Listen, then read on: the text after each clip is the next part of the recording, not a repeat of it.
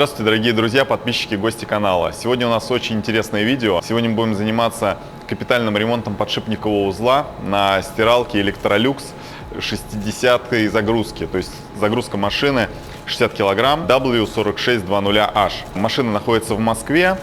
И если вы помните, в одном из предыдущих видео мы делали капремонт чуть поменьше машины 40-ки в Белгороде без использования специальных съемников. Вот ссылочку для тех, кто не видел, я оставлю вот здесь, вот вы сможете посмотреть, как мы это все произвели. Ну, надо куда-то расти, тем более, что некоторые из подписчиков выкладывают определенные комментарии, пишут о том, что, ребята, вот посмотрите на западных наших коллег, как все это дело технологично и быстро делаются с помощью специальных съемников. Соответственно, мы приобрели оригинальный электролюксовский съемник, который служит именно для того, чтобы все это быстро и четко сделать. Часть деталей для него мы изготовили сами, часть приобрели, но суть в том, что это полный комплект, необходимый для замены этого подшипникового узла на этой машине. Соответственно, я думаю, что с помощью этого устройства у нас все пройдет намного четче и быстрее. Посмотрим, как у нас все получится.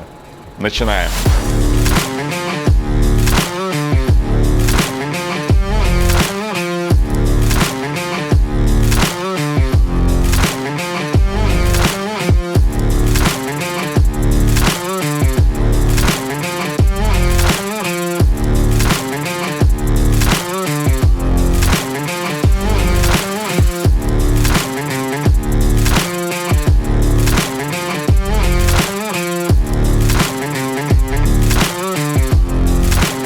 Ремонтный набор от компании Electrolux. Посмотрим, что в него входит. Это у нас задний подшипник СКФ. Кстати, машинка на 60 килограмм.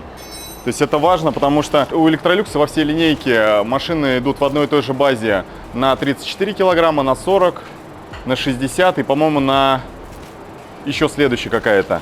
Но, значит, платформа одна и та же, но сама ступица совершенно другого размера. Соответственно, подшипники разные. Почему я сейчас на это обращаю внимание? В процессе замены вы поймете. Комплект сальников.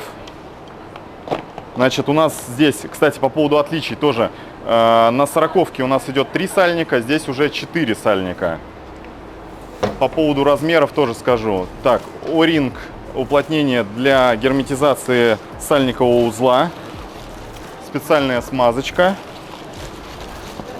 Так, 2 банки, килограммовые аж банки со смазкой СКФ. И вишенка на торте.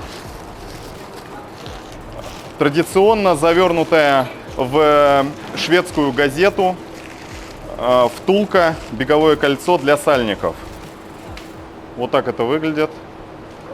Так, ребят, ну для любителей что-нибудь сделать самостоятельно, не используя оригинальных запчастей, вот вам сейчас традиционно называю номера сальников. Значит, у нас получается 3 сальника одного размера 145 на 180 на 12 и один сальник меньшего размера 135 на 170 на 12. Размеры вот этого уплотнения я вам давать не буду, потому что его достаточно сложно померить, только по длине окружности. Просто сейчас не будем тратить на это время. Так, по номерам подшипников 222 19E, фирменный СКФ, это один подшипник. И большой у нас подшипник 222 4 ECP. Вот, в начале НУ это тоже обязательно. По поводу того, почему вообще я обратил ваше внимание на то, что все-таки платформа, на которой сделана машина, одинаковая, а подшипниковый узел все-таки разный. Те, кто давно на моем канале, видели, как мы меняли аналогичный подшипниковый узел в Белгороде на заводе Мираторг, если я не ошибаюсь. И там машинка была на 40 килограмм. Для тех, кто не смотрел, я оставлю вот здесь вот ссылочку в описании, вы посмотрите, как мы это делали без использования специнструмента от Electrolux. Так вот, в том видео я пообещал, что следующий ремонт машинки мы будем делать уже с помощью специального съемника, который я заказал из Швеции. Ребятам, кстати, с Electrolux огромное спасибо. Это Андрей Щукин и Сергей Дедюхин. Ребята, вы просто лучшие. Без вас ничего бы этого не получилось. За день до нашего предполагаемого ремонта здесь, это у нас было в пятницу, соответственно, я решил произвести ревизию все-таки тех деталей, которые прислал Electrolux и которые входят в этот съемник. Потому что в нашей инструкции к вот этому съемнику написано, что он подходит для замены подшипниковых узлов на нескольких машинах, в том числе на нашей. 4600, это 60-ка, напоминаю. И вдруг я неожиданно обнаружил, что некоторые детали съемника все-таки уникальны. И для каждой машины они определенный набор этих деталей для каждой машины должен быть свой. И это указывает на то, что как бы набор неполный. И дальше нам просто пришлось уже включить русскую смекалку и на месте изготовить значит, вот необходимые пресс-формы для выпрессовки подшипников, специальную траверсу для того, чтобы устанавливать гидравлический съемник, для того, чтобы все это дело адаптировать под нашу машину. И думаю, что для остальных машин эти пресс-формы также придется изготовить.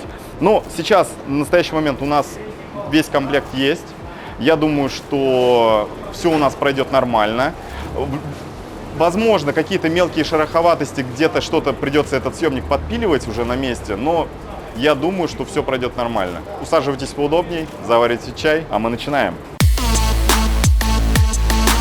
Как обычно, господа из Electrolux были несколько оптимистичны в межосевых отверстиях, расстояниях, и они вот к этому барабану они не совпадают. К меньшему, скорее всего, подошли бы. Поэтому нам придется отверстие либо переносить на половину диаметра, вот так, либо заовалить, чтобы нормально закрепить его.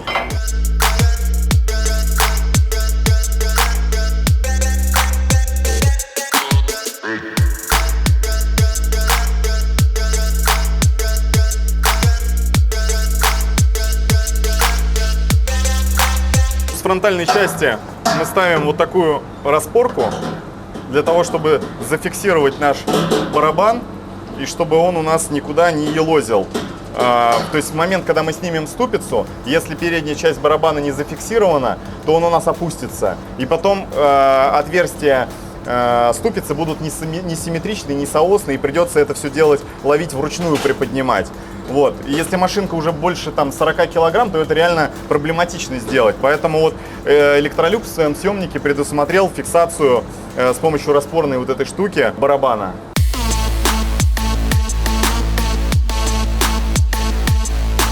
Почему я не люблю ремонтировать большие машины?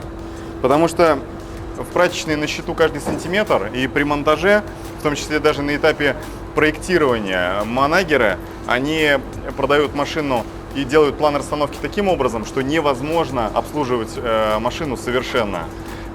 Очень близко все от стены. Соответственно, для того, чтобы провести вот капремонт сейчас подшипникового узла, нам приходится мало того, что выдвигать машину и тем самым мешать персоналу работать, потому что вы видели, там они просто сейчас не могли проехать со своими тележками. Так еще и вот сейчас выясняется, что на подаче воды у нас краны, естественно, не держат. На этой же воде, на этой же машинке идет питание для дозатора, соответственно, мы не можем просто отсечь. В итоге мы сейчас, вот у нас время, получается, час дня, а мы еще по факту даже не начали ремонтировать машину, мы пока что только ее отодвигаем, глушим шланги, организовываем рохлы. Ну, рохлу, ладно, мы сами с собой привезли. Какие-то постаменты строим, потому что машина на подиуме высотой 16 сантиметров. В общем, вот так. Все, затянули, подаем воду на дозатор. Вот такую приспособу сейчас поставили. Это у нас первый этап. Картридж, гидроцилиндр на 5 тонн. Служит он только для того, чтобы выдавить шкив и добраться уже до ступицы. Потом откручиваем ступицу и выдвигаем. Значит, давление в системе 70 мегапаскалей, что соответствует 5 тоннам. Посмотрим сейчас, на каком усилии он начнет сдвигаться.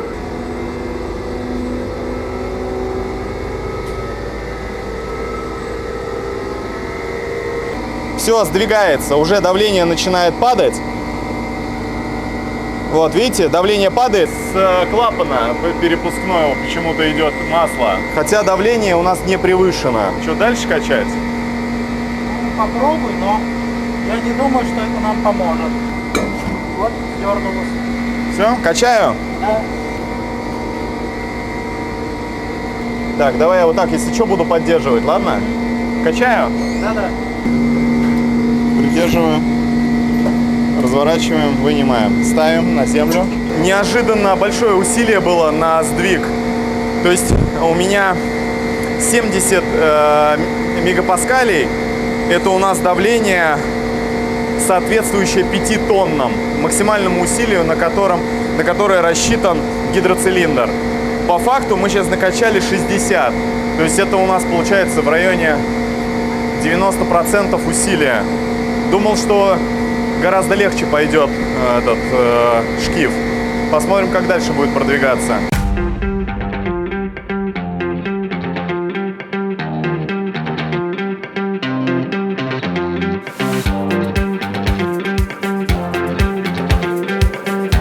Собственно, все болты, которые держат наш ступичный узел, мы уже открутили. Теперь в 4 глухих отверстия мы закручиваем болты. Кстати, в инструкции, в официальной инструкции Electrolux написано, что болты М20. По факту, вот на данной машине болты М16. Хорошо, что у нас были с собой запасные. Вот, закручиваем и стаскиваем ступицу. Все, сдвигаем. Так, касание есть. Касание есть. Касание есть. Касание есть.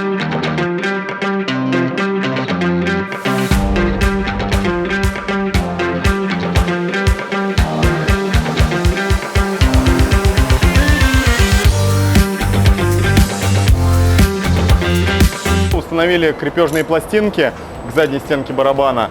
Теперь за них цепляем 2 направляющие, траверсу и опорную стойку.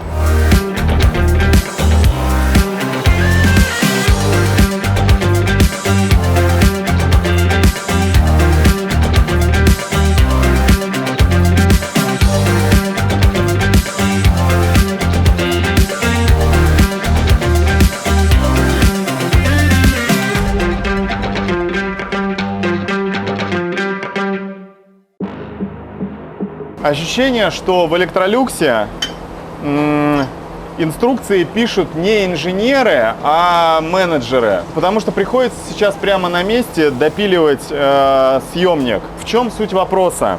Смотрите, у нас один из следующих шагов, то есть когда мы закрепили ступицу на 2 направляющие, мы должны положить вот эту траверсу и через нее пропустить 2 шпильки, которые прикручиваются также к этой ступице. Это нужно для того, чтобы, когда мы полностью ее снимем с вала, чтобы она у нас не кувыркнулась и не упала.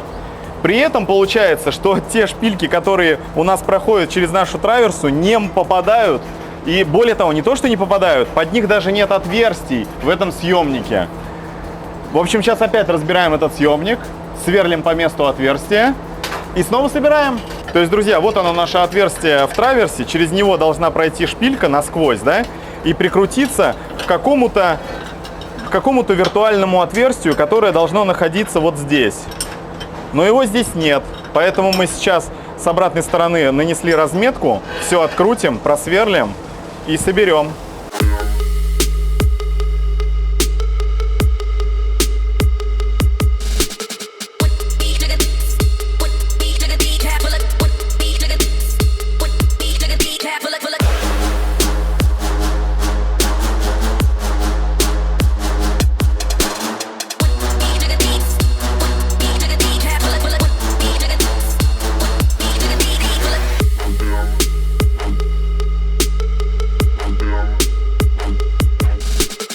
Машинка, несомненно, нуждалась в замене подшипников. Все сальники в воде, подшипники в воде. Единственное, пока что непонятна конструкция. Как я и говорил, что все-таки отличается конструктив от той машины, которая разобрана в инструкции к вот этому съемнику универсальному. Сейчас все удалим смазку старую, протрем и посмотрим.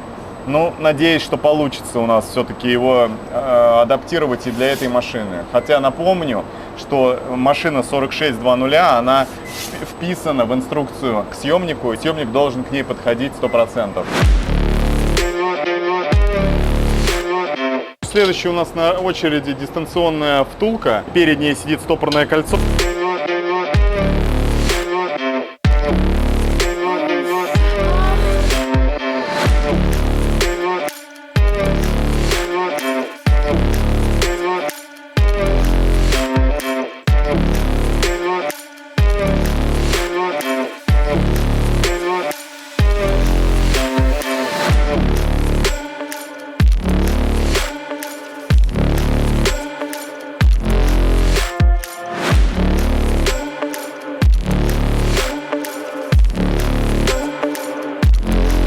Усталость и недовольство не дают возможности нормально сконцентрироваться и подобрать слова. В общем, вы все видели. Лапы соскакивают у нас, потому что лапы должны быть длиннее. Для этой машины они должны быть длиннее. Тогда они будут цепляться непосредственно за кольцо и будет возможность вытащить. В общем, мы тогда сейчас приступим к разборке ступичного узла, выпрессуем подшипники, может быть, их заменим. А на завтра тогда перенесем, привезем секторный съемник и сдернем все-таки обойму подшипника сначала секторным съемником, а потом уже будем эту втулку снимать этими лапами.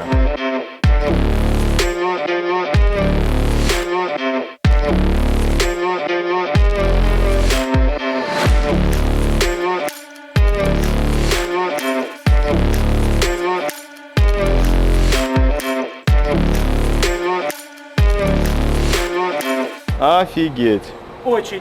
В общем, конструкция подшипникового узла просто кардинально отличается от того, который указан в инструкции. Здесь стоит внешнее стопорное кольцо. Соответственно, сейчас оно нам не даст вытащить подшипник, пока мы его не вытащим. Разбираем опять конструкцию, отодвигаем, снимаем стопорное кольцо и уже... Подожди, а может быть боковыми с этими... Да. Давай попробуй тебе боковые дать. Ну, снимаем сейчас стопорное кольцо и потом собираем и уже выпрессовываем. Стопорное кольцо удалили. Теперь накачиваем гидроцилиндр, будем выдвигать. Внутри тоже, что ли, стопорное кольцо или что? Ну вот я не пойму. Хрень. Что хрень? У нас сейчас идет нагрузка на сепараторное кольцо. Подшипник стоит. Качаю? Давай. Нет. Нет? Нет.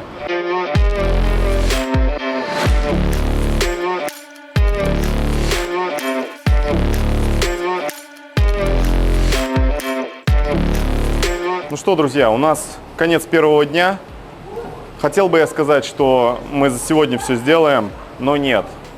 То есть очень много чего пришлось допиливать на месте. В частности, вот эти вот планки, которые позволяют выпрессовывать подшипник, они просто у нас не подходят. Они для подшипников другого размера. Соответственно, ни эта планка не подходит, ни вот эта планка не подходит, ни вот эта планка не подходит. И есть еще одна, она поменьше, она еще меньше, но она тоже не подходит. Соответственно, выпрессовать мы подшипники без них не можем.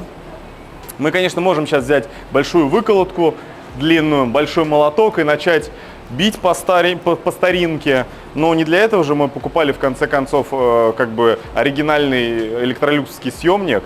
Для того, ну, все эти гидроцилиндры, мы же это делали именно для того, чтобы технологично все это выпрессовывать, да? Вот, поэтому на сегодняшний день пауза.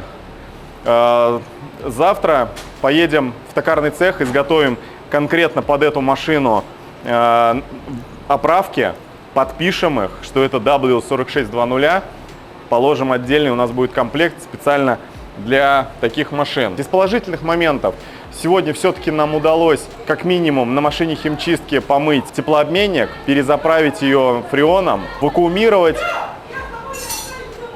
Местный персонал что-то не поделил. Поменять прокладки на магистралях текущие, там, где фреон у нас были утечки. В общем, машина сейчас химчистки полностью готова к эксплуатации. Осталось продистиллировать там часть растворителя, который после заброса попала грязь в водоотделитель. Вот. И, в принципе, персонал может хотя бы на ней уже начать работать. Ну а с этой машиной, я думаю, что день-два и мы закончим. В зависимости от того, как быстро удастся все вот эти приспособы изготовить.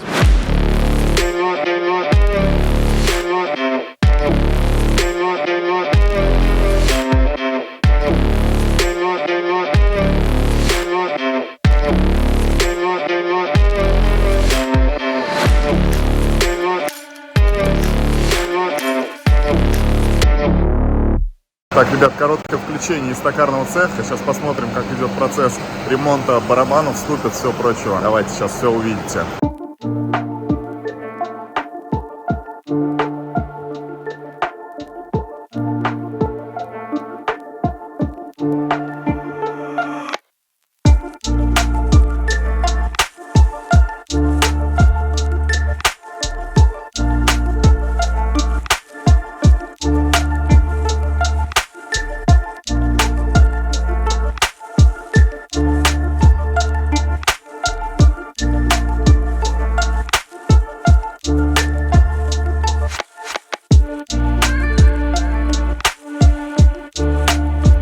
Ты в душе каждую деталь моешь, да, Валер?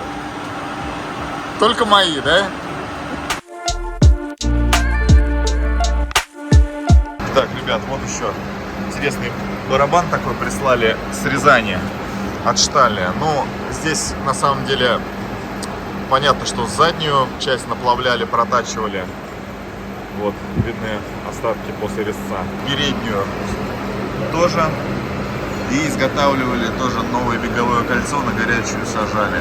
Но самое интересное не это. Самое интересное то, что барабан состоит из двух частей, из двух стенок. И они между собой склепаны на контактной сварке. И в итоге вот здесь вот везде вся контактная сварка начала лопаться, и они начали расклеиваться. Барабан, появился дребезг во время отжима. В итоге, короче, что мы сделали? Мы просверлили изнутри насквозь барабан и просто вставили болты, с шайбами затянули, и каждый болт просто заварили. Ну, чтобы вам показать барабан, пришлось немножко позаниматься тяжелой атлетикой, но думаю, что зато будет видно. То есть вот таким образом изнутри, да, поставили, просверлили насквозь, там где была сварка, насквозь поставили болты с круглыми шляпками, чтобы белье не цеплялось, нержавеющие, и все это дело стянули. Ну а это, собственно, ступица, сама ступица от машины химчистки, от барабана машины химчистки, которую вы сейчас видели. Вот. Не знаю, насколько будет видно. Ну нет, наверное, видно не будет. Подшипник надо будет брать. В общем, хвостовая часть прослаблена. Здесь будем тоже протачивать. Тут литье, вот эти все ребра жесткости, нельзя сильно ослаблять заднюю часть. Поэтому немножко проточим. Ну, посмотрим, как будем делать. Либо наварим просто электродом специальным по чугуну, либо будем также гильзовать. Потому что смущает вот эта вот ступенечка. То есть ее выбирать тоже нежелательно, потому что стенка, вот в этом месте стенка прям совсем что-то тоненькая. Вот здесь.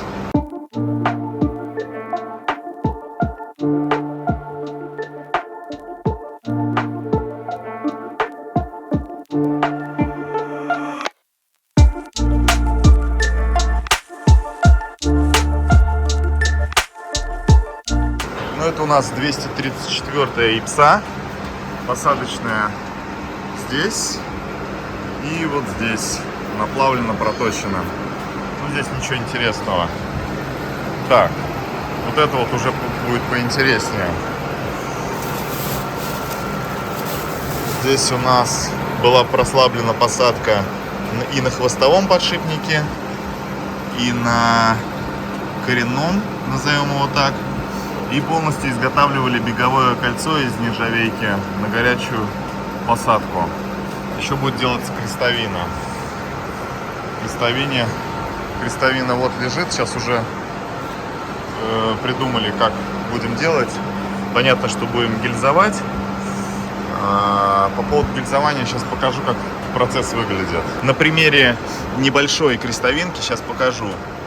Так, наводи-ка резкость. То есть протачивается в чугунине. под посадку вот этой втулки. Втулка садится на горячую на закладных бужонах. И дальше все это, не меняя установки крестовины в станке, все это снова проходится для того, чтобы соблюсти соосность вот этого отверстия и выходного. Вот внутри, если вы видите, шпон-паз под, не шпон-паз, а паз под стопорное кольцо сделали. Также, в общем, красота. Ну, еще один барабан с лисички ребята прислали. Ну, здесь тоже все достаточно просто, то есть просто под подшипник наплавили. Да, но это уже у нас барабан от машины химчистки. Вот, соответственно, тоже уже наплавили. Сейчас проходим. Здесь тоже надо будет отдельное беговое кольцо изготовить из нержавеющей стали. И, собственно, заднюю часть тоже также наварено, проточено под подшипник. Ну, еще не проточено, вот еще в станочке стоит. Не знаю, какая машина химчистки. Какая-то вроде стандартная 15-килограммовые загрузки. Вот, а по модели не скажу. Что там доламываешь? А вот основное производство у нас. После барабанов стоит на первом месте. Нет, это на первом месте. На первом месте? Оп. Так, по усилию. Да, все, видно, что идет. Прям усилие страгивания очень маленькое оказалось. Усилие страгивания было побольше. Прилично, да? Окей. На 20-ке, наверное, где-то он шел.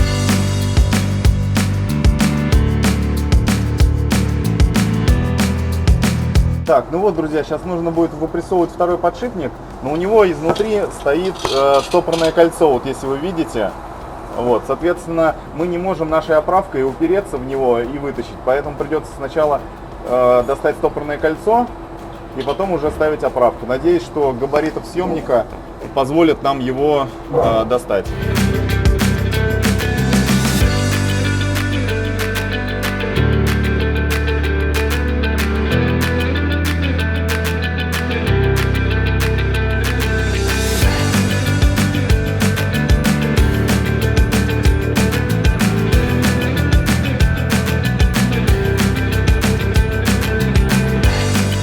Ребят, ну вот смотрите, в официальной инструкции от завода-изготовителя Electrolux там указано, что с помощью вот этого двухлапового съемника, вот с такими длинными продолговатыми лапами, мы снимаем сразу и внутреннюю обойму подшипника, и втулку, беговое кольцо подсальники.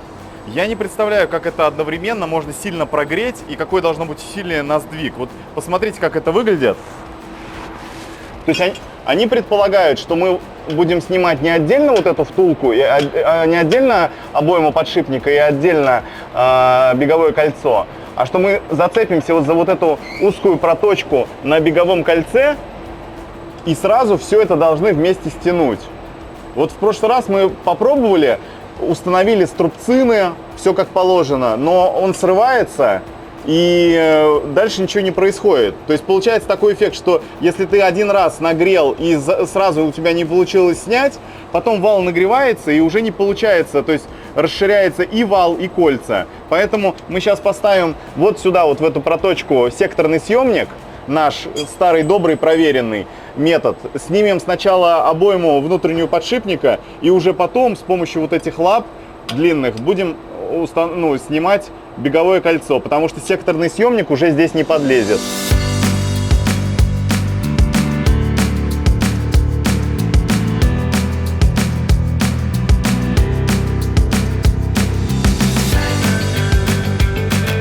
Вот, кстати, в инструкции по замене подшипникового узла там есть иллюстрация, где вот эту втулку греют обычной пропановой горелкой, как у нас бытовой газ для походов, как будто его в Леруа Мерлен где-то купили. Вот, честно говоря, не представляю, как это возможно, как ее возможно снять без ацетиленовой горелки. Вот мы двумя греем, и только в этом случае как бы он потихонечку сдвигается. После этого забавно слушать теоретиков, которые пишут комментарии о том, что, ребята, вот посмотрите, как с помощью уникального оригинального съемника все это легко и быстро делается. Ощущение, что инструкции, технические инструкции пишут менеджеры, а не инженеры, которые хотя бы раз в жизни делали это своими руками.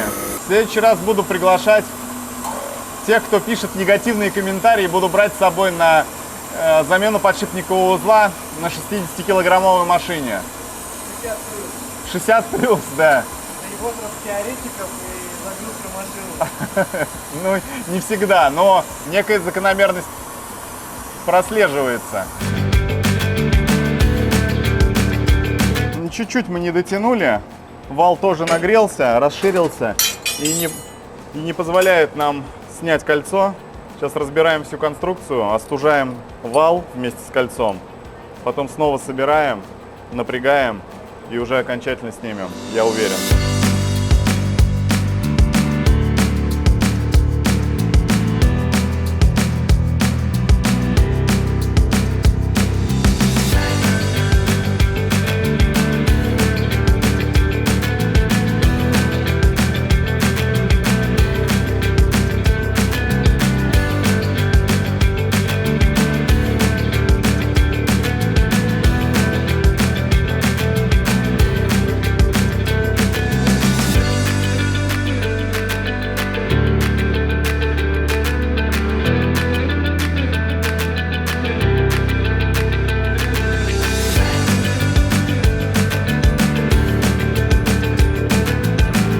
Ну все, друзья, сняли наше беговое кольцо.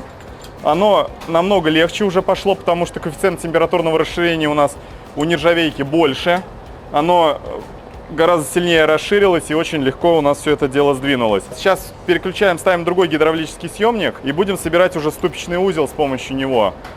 Вот. А также одевать внутреннюю обойму подшипника, но здесь уже проще, потому что мы ее можем отдельно от вала нагреть и спокойно осадить. И плюс еще мы сначала вал почистим, чтобы все идеально зашло.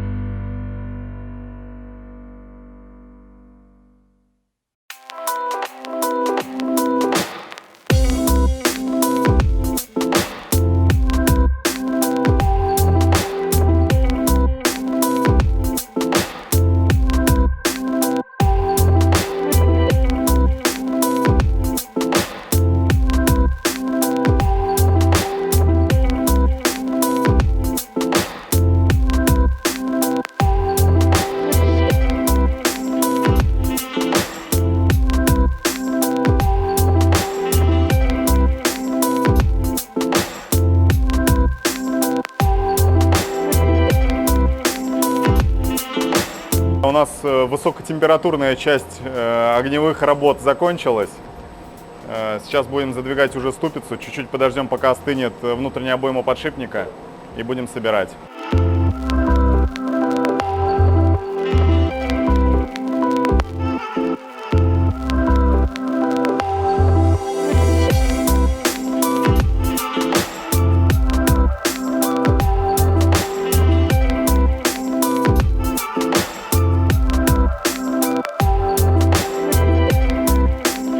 Приблизительно сейчас задвинули ступицу, осталось нам 100 мм пройти. Сейчас демонтируем все крепления, с помощью которых она у нас лежала на направляющих и никуда не уходила. И в дальнейшем уже вставляем болты и дотягиваем до посадочного места.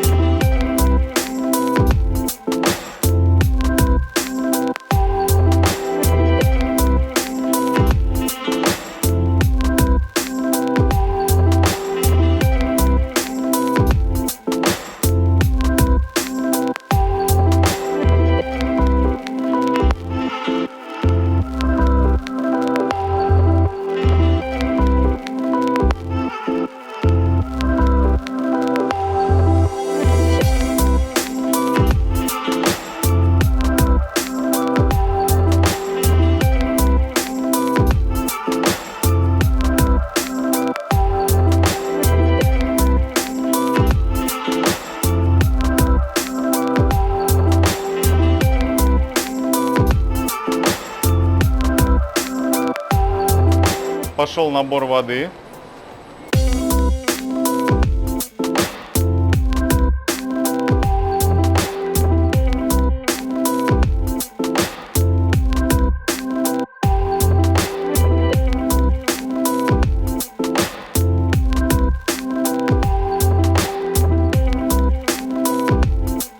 Ну вот и все, друзья. Вот таким образом у нас получилось все-таки не с первого раза произвести замену подшипникового узла на стиральной машине Electrolux 60 килограмм. Что хочется сказать? Хочется сказать, что подобные ремонты всегда требуют тщательнейшей проработки, что мы и сделали. Но несмотря на это, несмотря на то, что съемник был полностью оригинальный, то, что все необходимые детали были изготовлены, все равно делали мы все по инструкции. В итоге оказалось, что часть отверстий не совпадала, какие-то детали, эти оправки для подшипников были ненужного размера, пришлось нам ехать в токарный цех, вы все видели, изготавливать их.